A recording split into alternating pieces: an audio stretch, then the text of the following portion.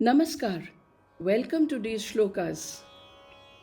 Astyuttarasyaam dishi devatatma Himalayo nama nagadhirajah Purva parau toya nidhivagahya Sthitah prithivya इव मानदंडः। भारतवर्ष की उत्तर दिशा में देवताओं की आत्मा वाला पर्वतों का राजा हिमालय है, जो पूर्व और पश्चिम दोनों समुद्रों का अवगाहन करके पृथ्वी को मापने के दंड के समान स्थित है। महाकवि कालिदास ने कुमार संभवम के प्रथम श्लोक में गिरिराज हिमालय को पृथ्वी का मानदंड माना है। हिमालय में देवताओं का निवास होने के कारण कवि कुलगुरु ने इसे देवतात्मा कहा है।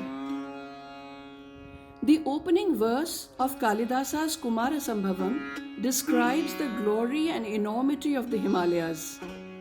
It goes on to say, there is in the northern direction the supreme lord of mountains, possessed of a divine nature or ensouled by divinity called Devatatma by the name Himalaya, standing like the measuring rod of the earth as a Manadanda.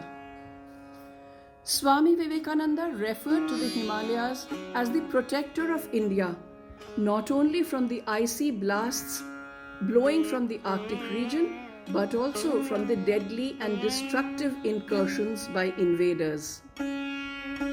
Swamiji explains that by the term Manadanda, Kalidasa affirmed that the Indian civilization was uppermost of all others and set the standard for testing other human civilizations.